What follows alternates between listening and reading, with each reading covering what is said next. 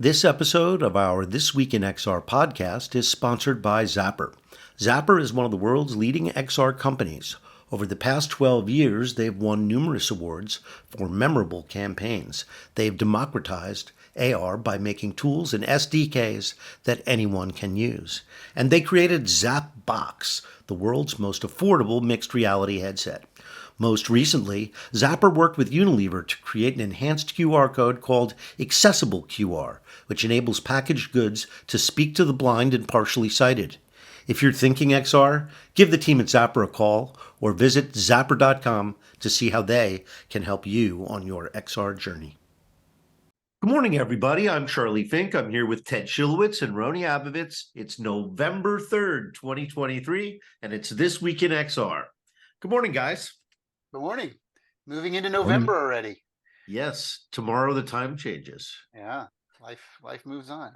We have a great guest today, Amy LaMeyer, our friend, who is the managing partner of the Women's XR Fund. So they make direction investments in VR and AR companies that have women on the management team, primarily in leadership roles. Inga Petroyevskaya of Shapes XR was on a few weeks ago, and she is one of their portfolio companies. So I think we should get actually a pretty interesting picture of the sector based on her diverse portfolio.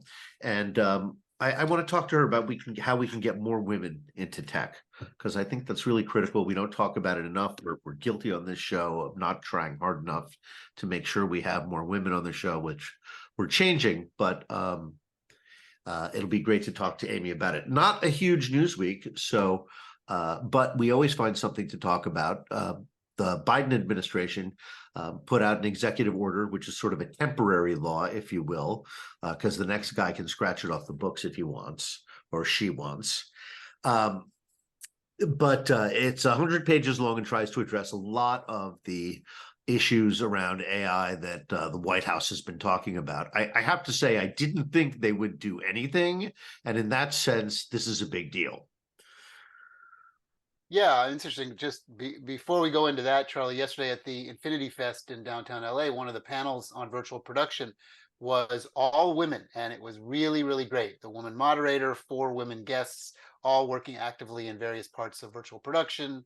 One from Intel, independent cinematographer, and some other technicians and people running the stages. So that was a big, nice step forward, because you and I are often on panels going, we need more women, we need more diversity on these things. So they showed up nicely yesterday.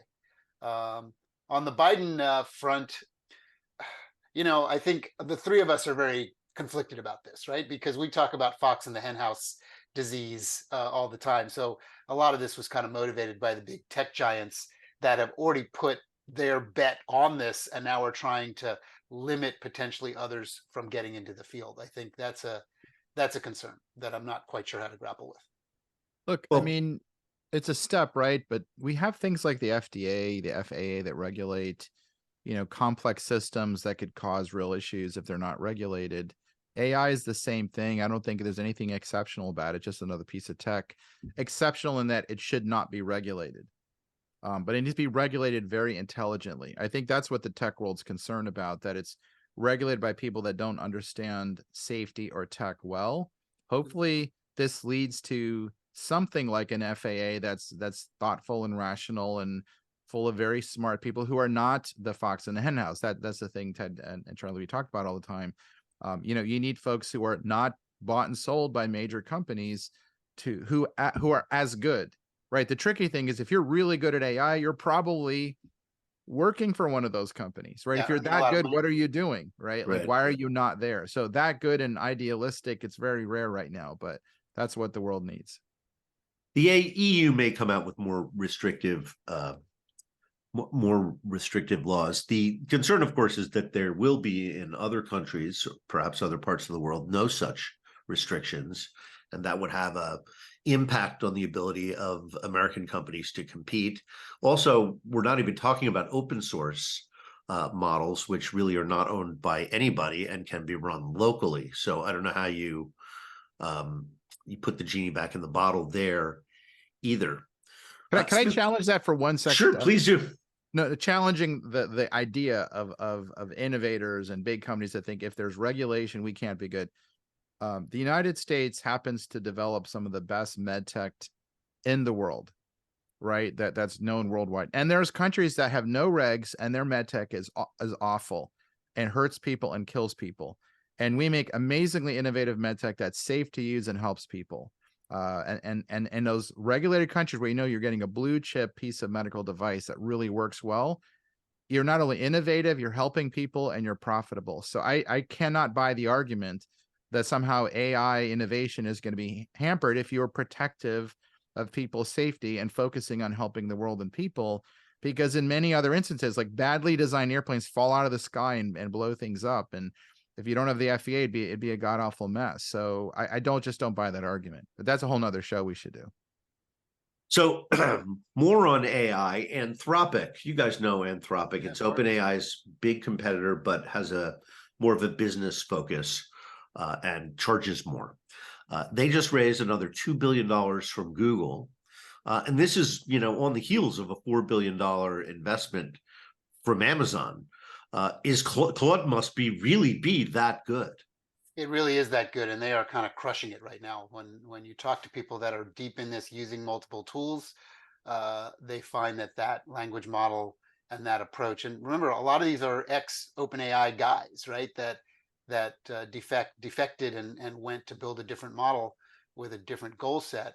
And I think to Roni's point, that's the value of open competition. Is there are no restrictions right now on companies starting again and trying again. And the minute you put some restrictions on that, potentially only the ones that have held their business acumen are the ones that are going to emerge into the world, right? So can I throw out a confusion question?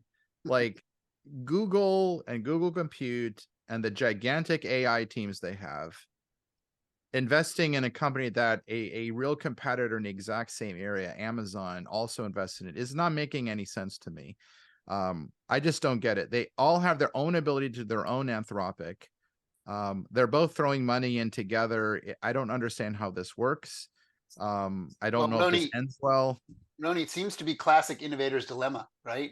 Where even Google as an innovator but also a large entrenched company, there are forces inside there going, even with all the smarts we have, we are getting outpaced by a startup. So it makes important sense for us to be hedging our bets and betting on a horse. But you're right. The strangeness of it is the Amazon plus Google invest to compete against the Microsoft OpenAI camp. Who the hell knows? It's fascinating. It seems bizarre. Are you there, Ted? Tickets to sit in the board meetings to brain drain Anthropic. And I know that's not what Anthropic team is thinking, but spending 2 to 4 billion if you're Google or Amazon to just learn things and port that learning over to your own teams, it's probably worth the price. I think there was a Silicon Valley episode that was very similar to that. Yeah, I think I lived part of that too. Yeah. So I'm interested in seeing Claude work. I have to look for some videos or something because I only know what I've read here. Here's a great story. AR contact lenses are back. Yeah, I saw this. This is interesting. Yeah, our friends at Mojo Vision, as reader or listeners may remember, our friends at Mojo Vision in Northern California pivoted after spending years on AR contact lenses, pivoted to micro displays because it was so hard and going to take so long. Yet here's a company, Expansio. They are successfully testing prototypes that enable things like night vision, Zoom, real-time health monitoring. They're like soft contact lenses, and it's an Asian company. Looks like they're just diving right in with $40 million to follow up on what Mojo is doing. They're not giving up. And going back to Google for a moment, we have heard rumors for years of some backdoor stuff that Google is doing, working on smart contact lenses as well. So perhaps a sector that technology will allow its time to come at some point. So potentially a very smart investment in the space, knowing that, we haven't even figured out how to get sort of eyewear to the point of viability, much less a contact lens, but long-term bet. Um, nothing wrong with taking that long-term bet, knowing that a lot of people in the world wear contact lenses, and maybe there's a smart contact lens in the future that will be viable. Who knows? It's interesting that the first applications, just like the ones that they were talking about at Mojo Vision, have to do with helping helping people Yeah, with macular vision impairment. degeneration and things Yeah, like that. things like that. Yeah. So Dash Tune raises $5 million for AR created comic books and graphic novels. Well, this isn't surprising to me. There have been all sorts. There was a comic book company, Roni, I remembered that Made Fire. yeah. Made Yeah. Fire. My friend Ben. Yeah, I don't know. It's actually frustrating because I'm sure if Ben may be listening, he's probably crying because they built out one of the best versions of this you could imagine, and they hit the pandemic. Yeah. And it fell apart, not because the product wasn't great. It was amazing. Anyone got to try Made Fire, and then like it sort of revives the same darn idea all over again.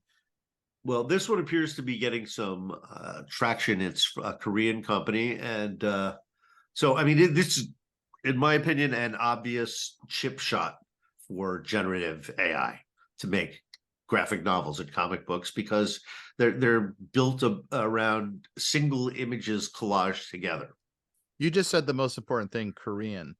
That was the issue. The United States is so dragging behind Korea, Japan, China in adoption of XR and the metaverse. In Korea, the idea of like reading manga on a mobile device, it's like it's mass adoption already. So that movement to manga and AR and metaverse is very natural. So it could be we as a country just lagging behind, but if you go deep into what's happening across Asia, I think they're 5 or 10 years ahead of us in sort of the adoption or the willingness to adopt. I don't know, Ted and Charlie, if you guys have seen that, but that's been my even very recent experience. Well, and this apparently is my theme today. Let's bring big tech back into this conversation, because as you were talking about our friend Ben and Made Fire, I just did a quick search to see if something called Comixology was still around. It is indeed still around. It is owned by Amazon. It is an Amazon product with a subscription that you can start and try, and it is online comic books of all form and style. So whether or not anybody is really engaging in it, Amazon has enough funding to just keep that alive, right? And no doubt someone on that team will get involved in using AI to do self-creation of comic books and fan-based comic books and mashup stuff using various forms of visual AI. So, Amazon's in that game, still in that game. There are going to be a zillion graphic novels and comics and actual just straight up books generated by AI. There'll be 1 billion of them on Amazon by the time the year is over. Do you guys either have, and as we're talking about this, and I think maybe we have another minute or two, do you guys have opinions on the intellectual property dynamic of, inspiration versus some form of stealing or acquisition? Because every creative artist is inspired by something, right? And inspired by a global sort of understanding of the things they've been influenced by and the things they've read. Well, your musicianship is a result of all the music you've listened to in your life. Correct. So now with various forms of either verbal AI, spoken AI, or visual AI, or all these different companies touching these forms, where do we, as three people on a podcast, start to synthesize and draw the line of that's inspiration? No, that is not just inspiration. That is inspiration directed at pulling someone's work and reformulating it. Obviously, remashing up comic books. Well, interesting question. Kind of a biggie. Amy just came in. Why don't we throw Amy into it? Exactly. Let's bring Amy LaMeyer, managing partner of the Women's XR Fund. There you go. Here she comes. Right on time, by the way.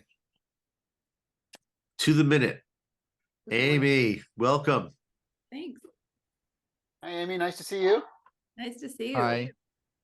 Have you met Roni before? Not in person. Not in person. Well, kind of virtually now, but yeah, it's great meeting you. It's true. So we were just, so as always, we'll just skip the small talk and jump right in. We were just talking about an issue. Ted, do you want to reframe that for Amy?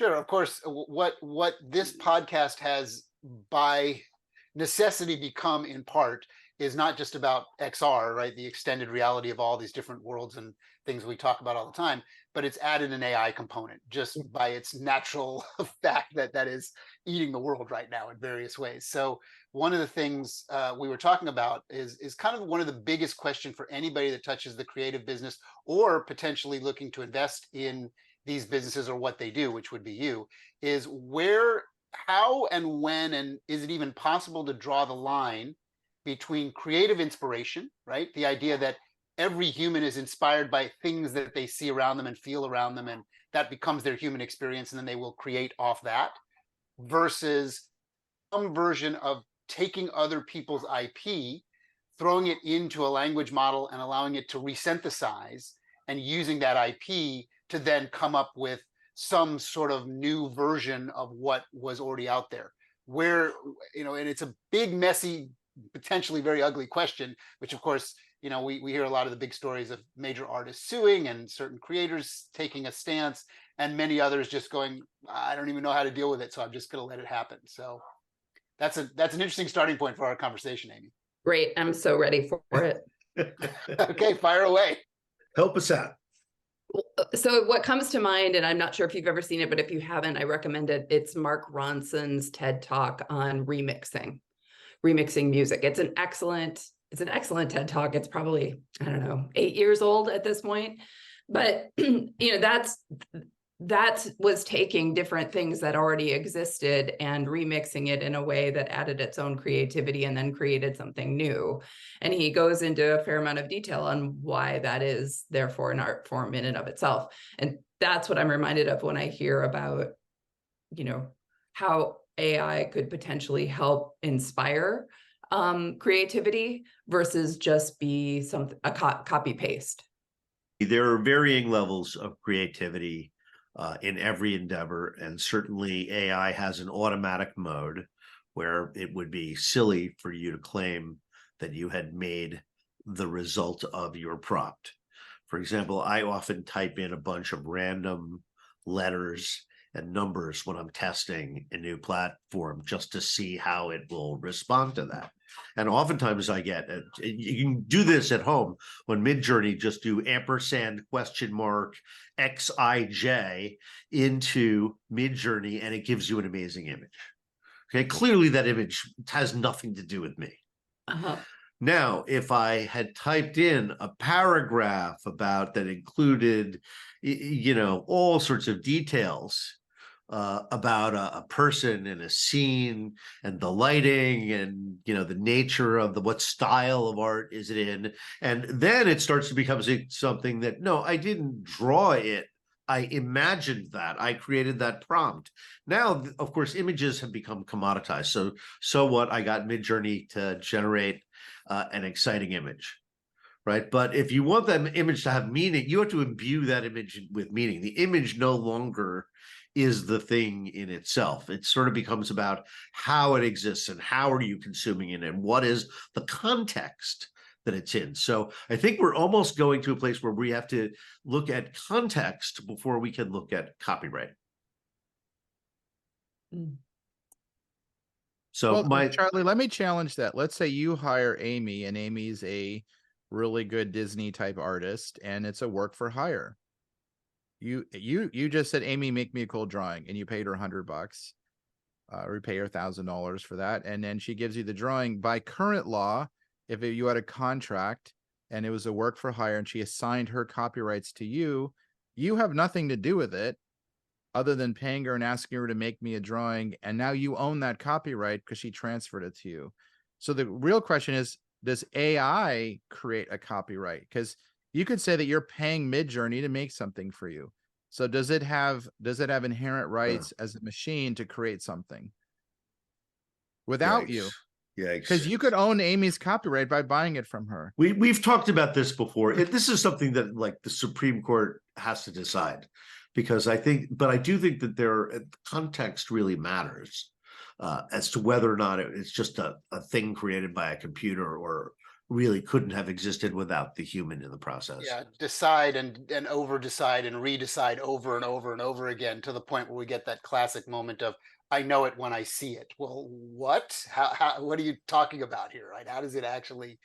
So this is maybe one of the biggest existential questions of technology, that will live in our lifetime, is how to manage the creative process when the creative inspiration tool has become so powerful in so many ways that it can grasp into someone's IP or a collective IP, right? If it's 10 people that have made something, or a style of something, or a band, or I don't think it's a solvable problem, but I think it's something we're going to No, talk it about. is an existential question. That's exactly right. So Amy, how are your first of all, can we talk about what is in your portfolio? Sure. Yeah. So just a reminder, we invested in, we have a portfolio of 14 AR, VR, AI companies across a lot of different verticals, all at the seed stage were our initial investments. Some of them are prisms of reality. So they do how to learn math in VR.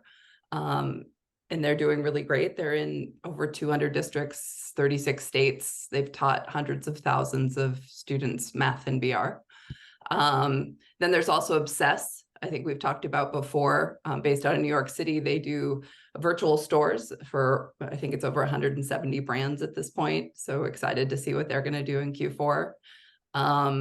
Embodied Labs. So they teach how to care for the elderly. So as our senior population grows, they're particularly working tightly with the state of California right now on caregiving for the seniors. I'm convinced that space is a growing space. I think that's a very smart early stage investment with effectively unlimited growth potential. So I think that's a yeah. I think that one's really interesting. And the other one I just want to give a shout out to is Shapes XR. Charlie, you were an early user of Shapes, and they're on Quest 3 now. Inga and her team are just going gangbusters on helping people create. Speaking of creation, content creation, helping people create using spatial computing. And all those companies have women co-founders or senior level executives. Right. All of them have at least one woman as a part of the founding team. You want to talk a little bit about, go ahead, Charlie. No, I was going to say, is it hard to find teams that meet that threshold? I think it got harder over time. So we did our first investments actually November of 2019. And then we did our final initial investment a year ago with follow-on over the course of this year. I think it definitely got harder to find female-founded teams where we felt that they were strong enough that they could sustain the current market situation. But the whole premise of XR and AI, right? And having AI from the very beginning was certainly useful. We have companies that are not spatial computing related at all. They're just AI. Empathic is a good example of that. So they're using text and ultimately it'll be voice on how do you enable someone to say things in a more empathic way. Both not only people, but bots, right? So, or AI. So, for example, so that broadened the network and made it easier. I think if it was just XR and female founders, it would have been extremely hard. What I was going to ask is maybe give our listeners a little background on you and your other partners in the group, like a little history of your entity, how it started, why it started, how it's grown, like a little history lesson for us on this, because it's sure. It started as a movement really in January of 2018. How to get more women engaged in the XR space. And that was Malia Probst and Abigail Albright and Martina Welkoff.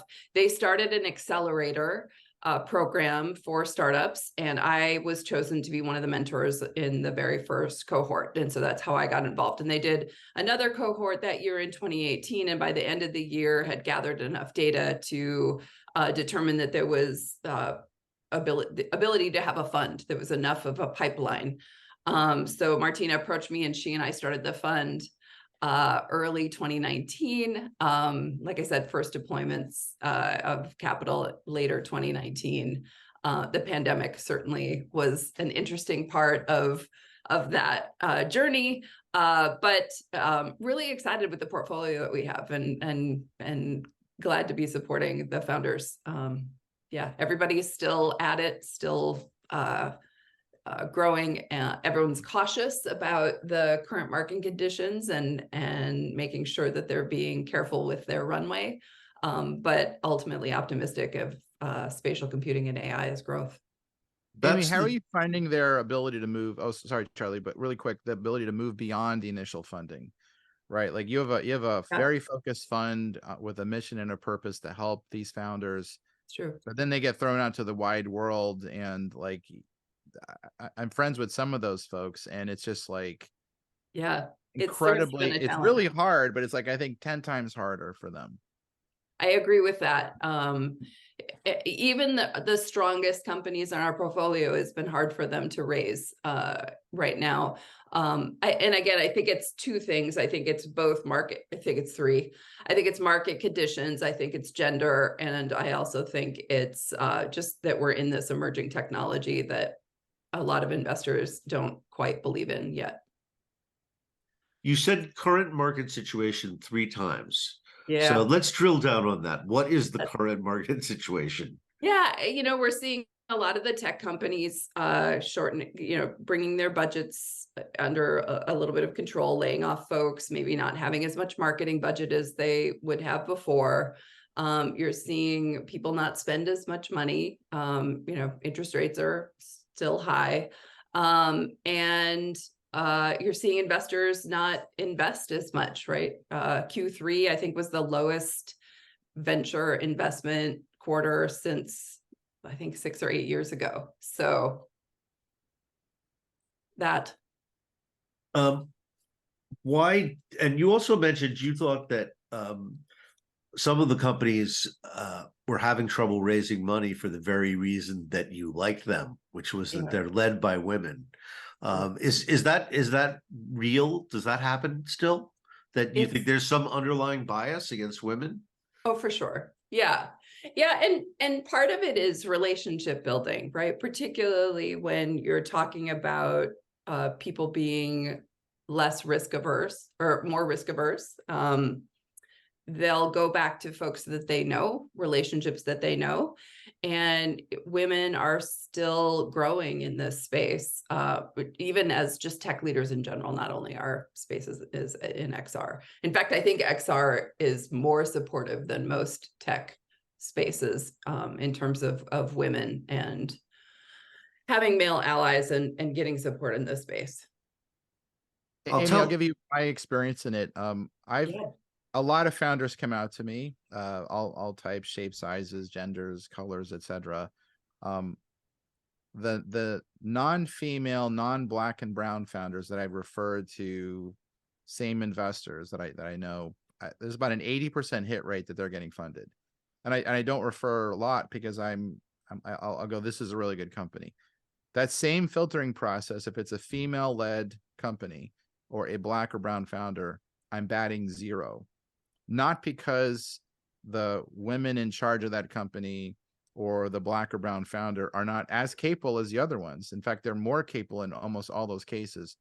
It's just a 0% hit rate. So I completely see the when you talk about market conditions, gender, the field, I think gender is adding a 10 or 100x on the difficulty level, because I'm still seeing people get funded in AI. They're getting exorbitant funding.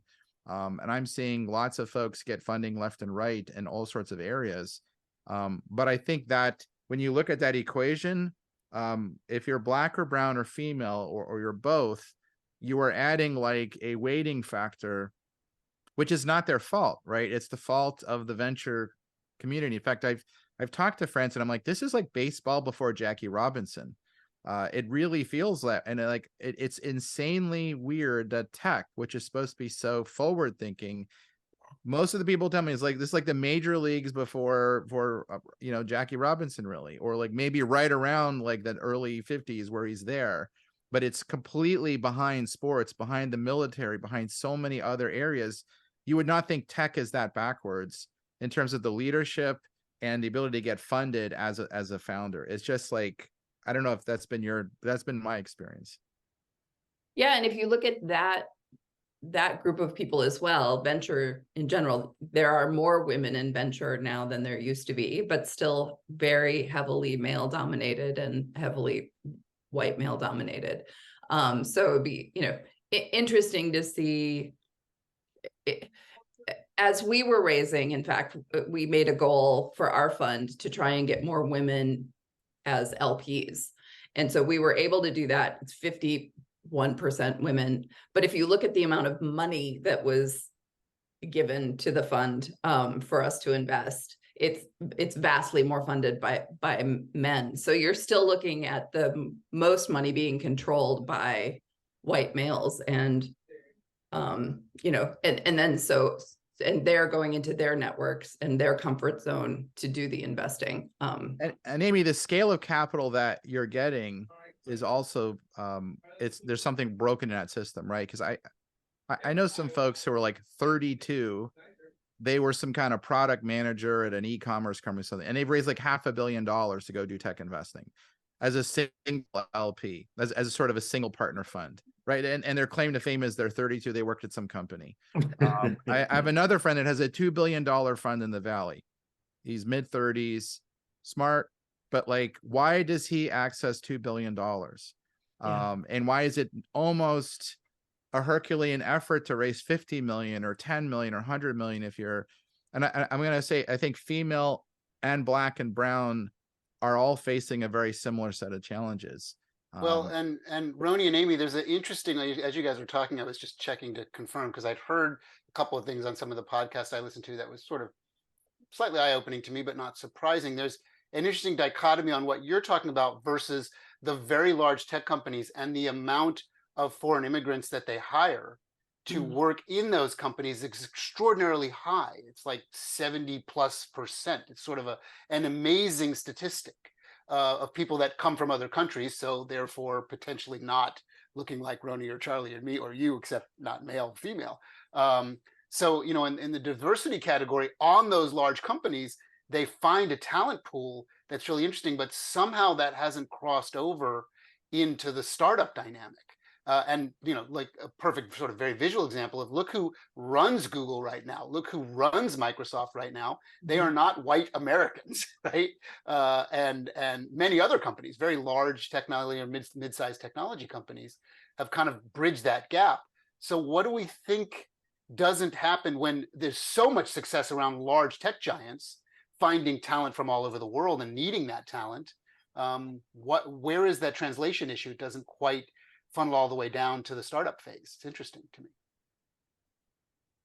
Yeah, and I in part, if we're talking about actions to take, which I like to do when we're doing this sort of thing, what I would hope is a couple different things. One, showing the visibility of, like just being able to see, to your point, who's leading these companies and that their skin is a different color. Like, hopefully that is an inspiration to younger generations as they're looking at what they might want to do or what their career paths are. And same with women, right? Just trying to magnify, and you guys have all been great at this at different conferences and panels, the voices of diversity in this space, to be an inspiration for those people and to encourage those people that maybe are considering going into our fields. So I'm glad that, at least particularly in the XR space, I've seen just such support across the board on trying to make it be a more diverse set of folks that are building this next wave of computing. Amy, can I ask you a question about your view of XR? Like with Quest 3, Apple Vision Pro, Magic Leap 2, things like that. When do you think it becomes, mainstream like a mobile phone? And when do you think it becomes something that you don't have to be edgy or on the innovative curve to like go build things for that. Like right now, anyone in XR is still like very frontier, pioneery Yeah. kind of thing. Like what's your take on that timing? So with the caveat that I'm a true believer and have been in this space for 7 years. And also my background is at a company called Akamai Technologies. We helped to scale the internet. So I remember what that journey was, right? Building streaming in 1999 and 2000 when no one was streaming. I think it'll be 2030 before we're getting the I think all of us will be using headsets faster than that. But before it becomes commonplace, before we start to think about we could replace this, I still think kids today might ask us why we did things on flat screens. I do believe we're moving to a spatial way of interacting with the digital and the physical. And I look forward to it, right? But I do think the hardware is hard. You know that better than all of us. And it's taking us a lot longer to get that hardware to a point where it's comfortable, it's affordable, it's usable, and there's content. That's awesome. I'm very much on that same timeline, by the way. So I hope we're both right. Yeah, it's kind of moving the goalposts a little, I think. Amy, when we started talking in 2018, I think we were thinking 2024, Yeah. things would be pretty hot by now. Yeah. Yeah, I think Amy, I've always been a 2030er, right? I see things from a standpoint of looking at the lens of how much it takes to actually find a certain threshold point and understanding how many pieces of what we call truly hit, mass market, mass adoption content it takes to move a piece of hardware into the mainstream. Yeah. And even with all the funding that's going into it, we have what we'd call minor hits, across a small number of enthusiastic users, but we don't have anything that someone has said, I have to go there now. Like, it's important for me to go there now. It's very possible that Apple, with what they're driving towards in the next, and you're right on that 2030 sort of time frame, in the next 3 to 5 years, will hit their first milestone and then their second milestone in the sort of 6 to 7 to 8 years from now kind of dynamic. Which is hard for a lot of people to think about, but it's my job to think about it every day. So. Well, Yeah, what and if you think about that now, Amy? Do you think Quest 3 will get you into the 10, 20 million kind of users, which is not bad, like the evolution of PCs? Like, is that good enough for right now? It has to be, right? This is what we have. Right. And again, I'm still a full believer that we'll get to where, we all think this will go, this movement from flat to spatial. And you're seeing it both from all of these technology companies building the hardware and the processors and the cameras, like all of the development engines, right? All of the pieces of the ecosystem are coming together to enable us to do this. And that's what needed to happen with the internet too. You couldn't just say internet, now everybody run their, put their website up. So, I see all of those pieces continuing to grow and develop. So, an AI, as we started the conversation there, that will help us create tenfold, right? And natural language processing, the ability to speak and interact with us in a spoken way with the headsets versus having to type, that'll help. Yeah, all of the things are still moving in the right direction. It's just taking longer than Charlie, I had hoped in the beginning, and I should have known better. Yeah, me too. But we always say it's going to be different this time. That's what people are saying about AI. It's going to be different this time. It never is. I mean, but maybe it could be because there's always exceptions.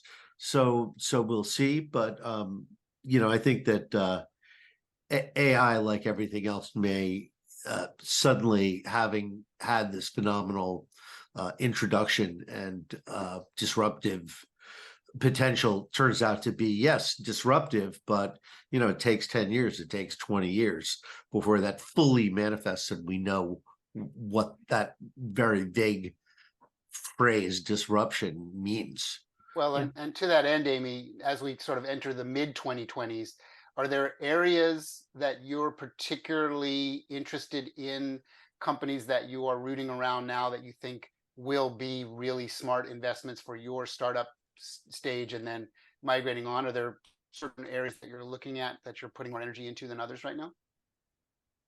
So I still think that enterprises, as most people do, think that's they'll pick up before consumers. Other than gaming, which will continue to be strong, it's a fun use case for VR. The kids I talked to today are still doing gaming in VR. They're having a great time, and they can't imagine life without it. I'm really hopeful for education as I see the progress that Anarupa and her team are making with Prisms. And I love the concept of enabling content creation. So whatever we can do, those tools to help create more easily create spatial content, I'm really supportive of that space as well. Are you going to raise more money? I'll tell you why I'm asking this. Are you going to raise more money? We're not doing a second fund. Is it for the reason that you said a few minutes ago, which is at first it was easy to find women-led companies that, that met your investment thesis, but then it got harder? And that's a part of it. Because, I have a similar problem when booking the show, right? Now, you've been on the show several times over the past 3.5 years. Yes, it has been 3.5 years. Yeah.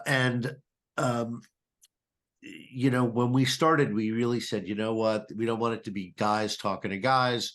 We want to make sure that we always have a woman in the room and that, the diverse voices are represented on the podcast.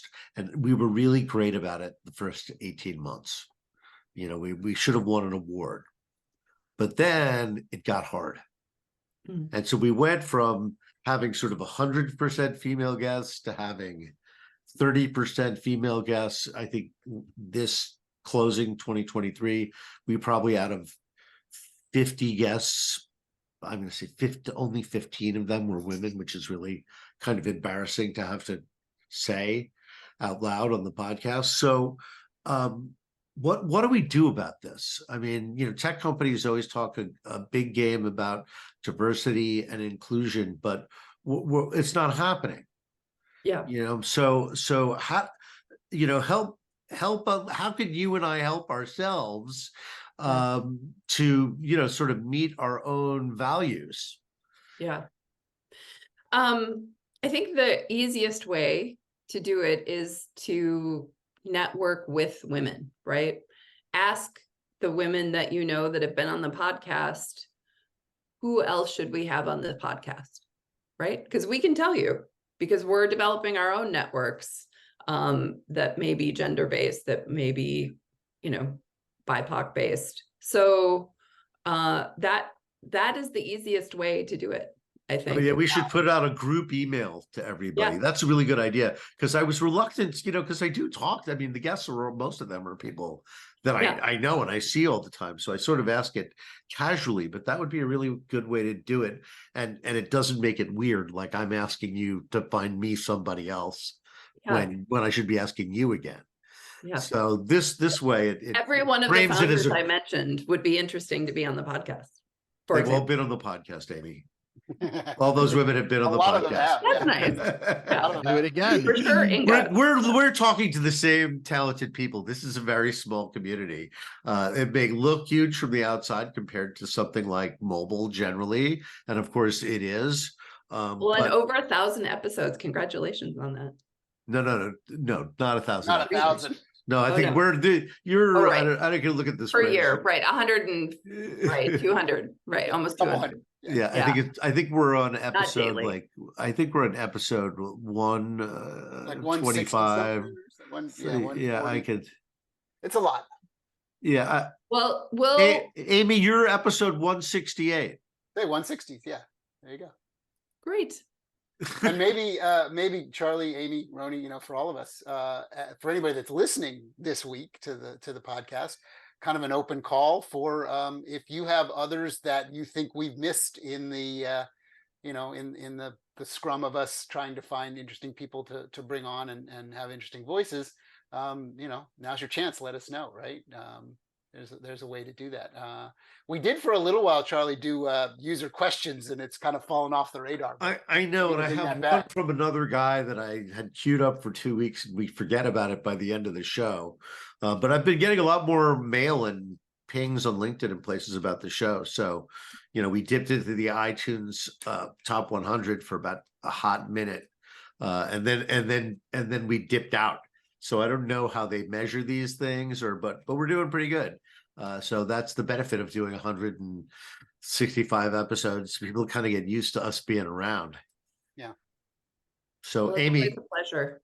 yeah, go ahead, Ronnie. I was going to say, Amy, tell me if this resonates with you, because I was spending an inordinate amount of time on this issue at Magic Leap, trying to unravel this mess that's tech, which is a pipeline that starts in elementary school and is this whole system discouraging women from going into STEM and things like that.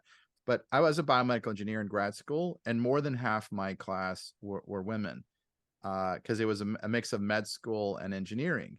And there's clearly a much bigger number of women who become doctors, radiologists, all sorts of things. So it was a different experience. I went through engineering, where like 10% of my class was female, to biomed, and was like more than half.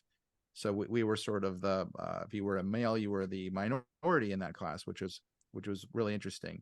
And I'm wondering what happened in medicine that accommodated it. And one of the interesting things that I learned along the way was that at some point you get to enough of a percentage, like 30-40% is this threshold that people have told me, that then women feel comfortable coming in. But if you're at 5, 10, 15%, you just always feel weird and isolated, and you're always that rare person in the room.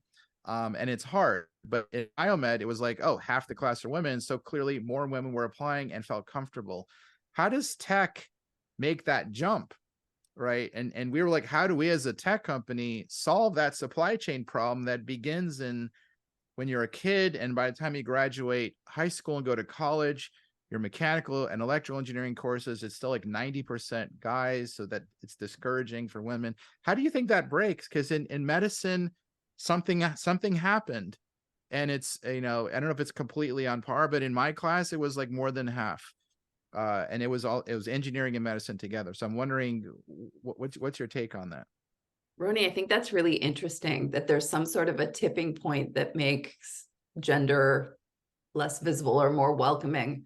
I guess just going back to the point that I mentioned before, which is that visibility. How do we put the faces of more people up front so that people that are, going to college or universities, or even before then, right? Anna Rupa's out there with her VR headsets teaching math to high schoolers, and all the high schoolers that she's seeing are, are seeing women, leading companies and doing these things and setting examples.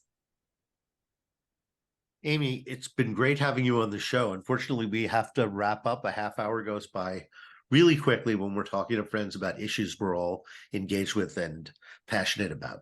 It's great to see you again. This is your third appearance on the show, so you're on your way to a green jacket. It'll be a smoking jacket with, of course, our pictures on it. Amy, the green jacket is mythical. Not seen the green jacket yet, Charlie. Well, you're a Amy host. gets one. You have to buy your own jacket. Yeah, the green jacket is you become a host. By the way, it's Crosby, Stills, Nash, and Young, right? So we're still missing that fourth. It would almost be worth it to actually have a woman on the show all the time. Problem solved. We should talk about it. Be fun. All right, you guys, have a great weekend. Thank you for listening, everybody, and we will see you back here next Friday. Thank you, Amy. Bye.